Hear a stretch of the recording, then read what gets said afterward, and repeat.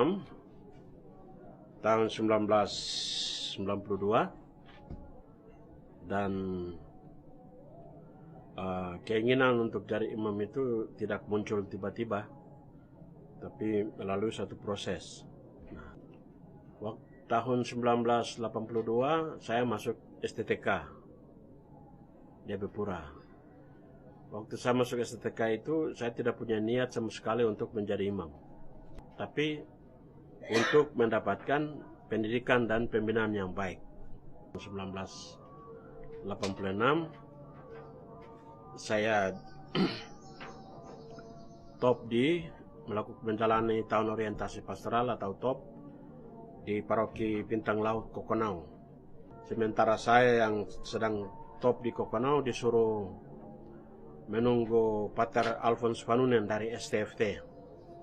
Dia yang mau asistensi Natal di Kokonau.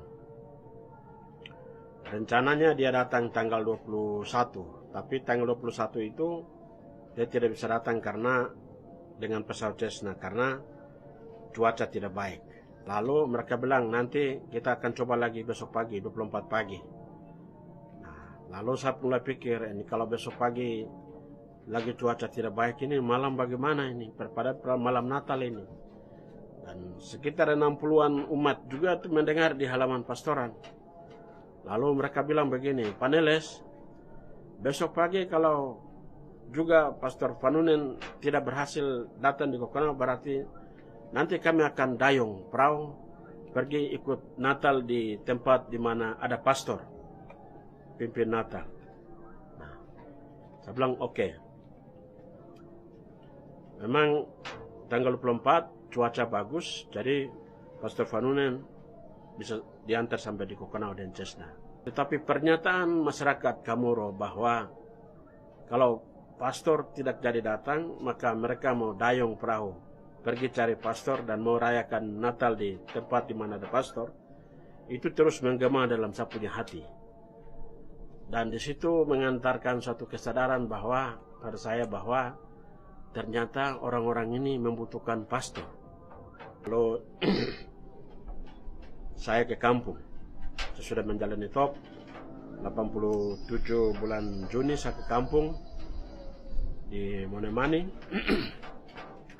Nah, waktu saya menyampaikan niat bahwa saya nanti mau jadi pastor, ya dari anggota keluarga itu tidak semua yang menyetujui, tidak semua mendukung.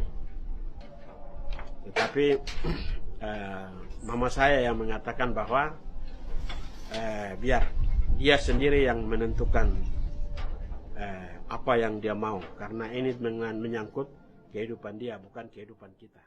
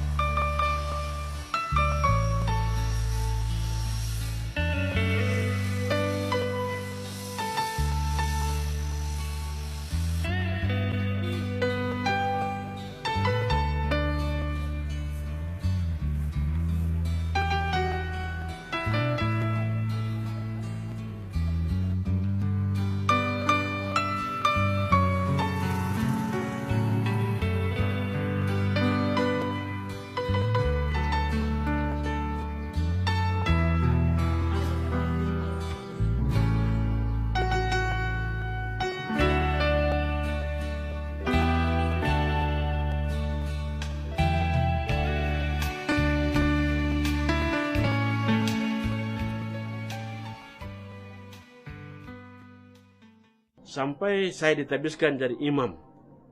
Sesudah tabisan imam itu baru mereka menyatakan dukungan. Dan dalam perayaan pentabisan itu saya diberikan nama secara adat, dan nama saya waktu itu yang diberikan pada waktu itu adalah Kebadabi. Kebadabi itu artinya orang yang membuka pintu atau orang yang membuka jalan. Kalau pintu tertutup, maka orang dari dalam tidak bisa keluar, orang dari luar tidak bisa masuk.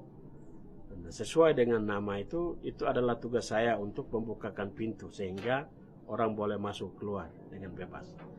Saya memang ditabiskan menerima tabisan imamat tanpa moto. Tidak ada moto tabisan. Juga tidak ada ayat kitab suci khusus yang dipampang sebagai ayat favorit atau ayat yang mengena bagi saya. Nah, karena saya ditabiskan tanpa moto, maka saya percaya bahwa nama Kebadabi yang diberikan di dalam diberikan waktu pesta pentabisan itu merupakan moto imamat saya.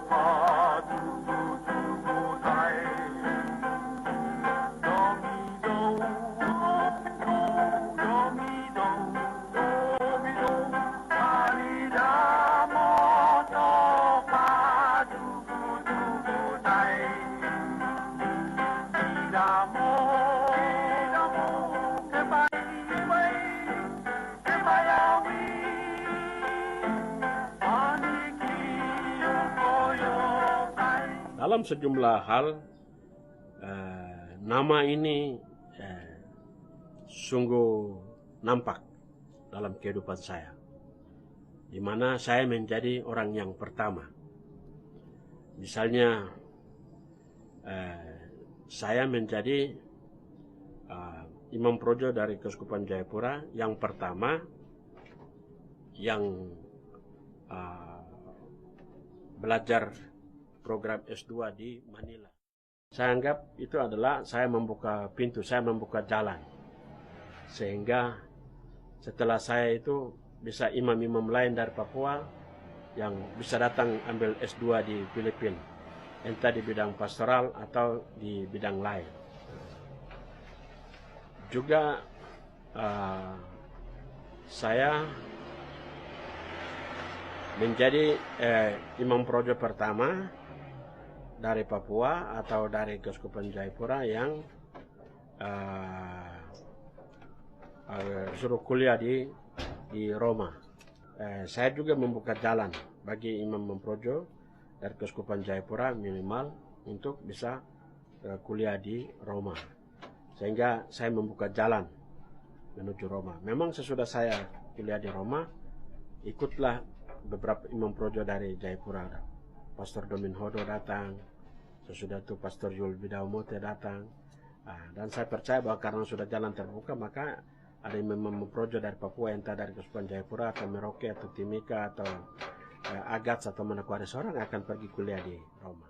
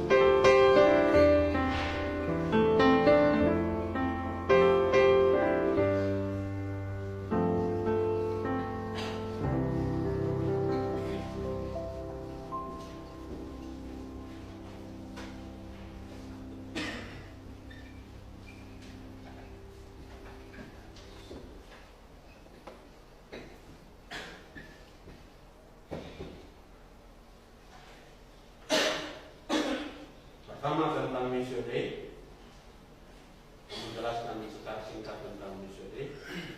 Yang kedua, jelaskan juga secara singkat tentang kedudukan dari gereja, peranan dari gereja, dan karya misioner dari gereja dalam Missio Dei. Sebutkan ciri-ciri keselamatan dari Allah. Ciri-ciri keselamatan yang dari Allah, yang diwatakan dan dinyatakan oleh Kristus selama hidupnya, dan yang nantinya harus dilanjutkan dan dinyatakan oleh gereja. Itu ciri-ciri keselamatan. Jadi yang keempat, sebutkan dokumen gereja tentang misi, dokumen gereja yang membahas tentang misi dan karya misioner. Terus sebutkan, saya tidak mengatakan menjelaskan isi dokumen. Karena kamu sebutkan saja dokumen, nama dokumen.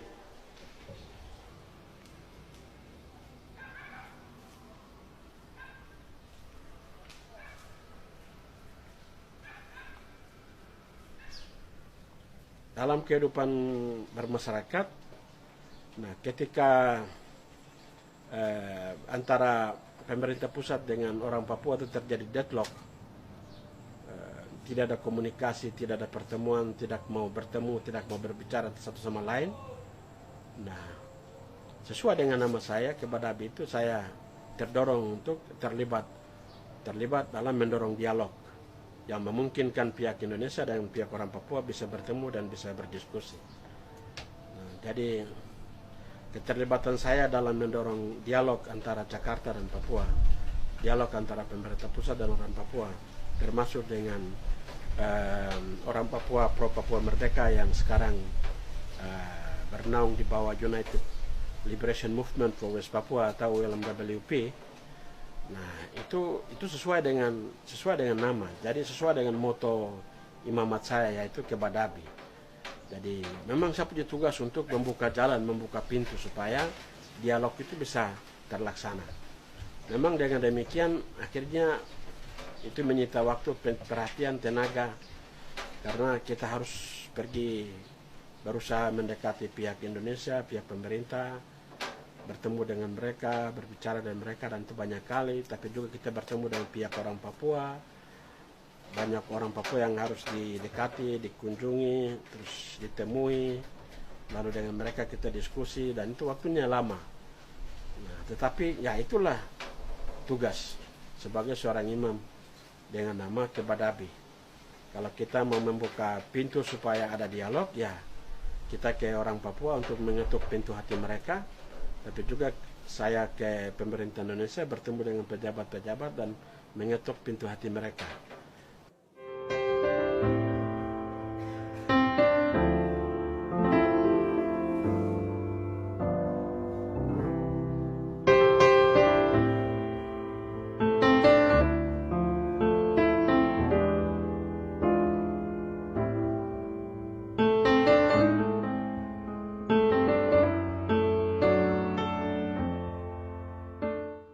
Selama 25 tahun ini sebagai imam, saya merasa bahagia. Tidak ada beban sama sekali. Saya tidak rasa bahwa hidup sebagai imam itu suatu beban. Saya bahagia.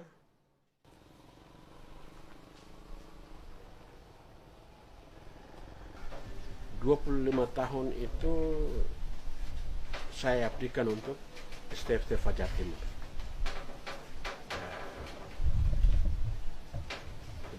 Dari 25 tahun di STFT Fajar Timur sebagai dosen yang mengajar di STFT Fajar Timur. Saya pergi ke Filipina, kuliah 3 tahun juga untuk kembali ke STFT. Sesudah itu saya ke Roma 6 tahun, kuliah juga untuk STFT.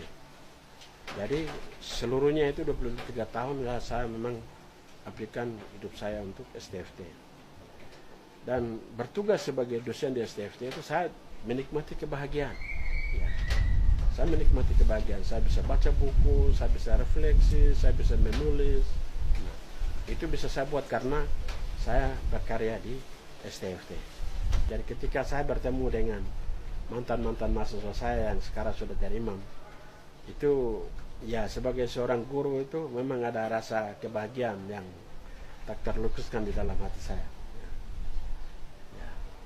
Jadi sebagai saya rasa bangga, saya rasa bahagia ketika saya melihat bahwa mahasiswa STFT yang dulu saya ajar, mereka menjadi imam. Sesudah itu mereka berprestasi baik di bidang akademis maupun juga mereka kerja bagus, kerja baik, layani baik di medan karya, di medan pastoral. Nah, itu luar biasa, itu menambah kebahagiaan. Yang saya lihat adalah bahwa dulu mahasiswa STFT itu sangat sedikit. Angkatan saya misalnya itu kami hanya 9 orang satu angkatan. Tapi sekarang ini satu angkatan itu bisa 20, bisa 30, bisa 40. Nah, ini juga suatu loncatan yang besar.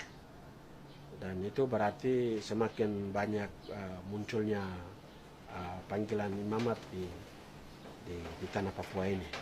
Nah, saya pikir itu ada perubahan-perubahan itu. Saya senang dengan suasana persaudaraan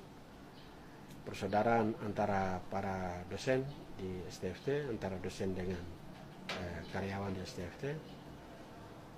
Mana hal itu terungkap ketika kita minum bersama misalnya di ruang minum di STFT.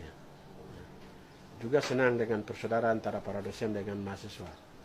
Ya, saya pikir ini mungkin suatu kekhasan dari STFT Fajar Timur, di mana dosen dengan mahasiswa itu sangat dekat. Jadi bisa mob sama-sama, bisa cerita-cerita sama-sama. Sementara di tempat-tempat lain saya lihat ada jarak yang begitu besar antara dosen dan mahasiswa.